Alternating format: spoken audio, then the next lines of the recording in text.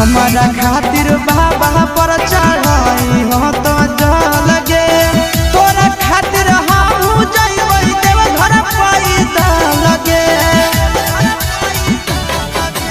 हमारा खातिर बाबा पर चढ़ाई हो तो जल गे तोरा खातिर हम जइबै देव घर पैदा लगे।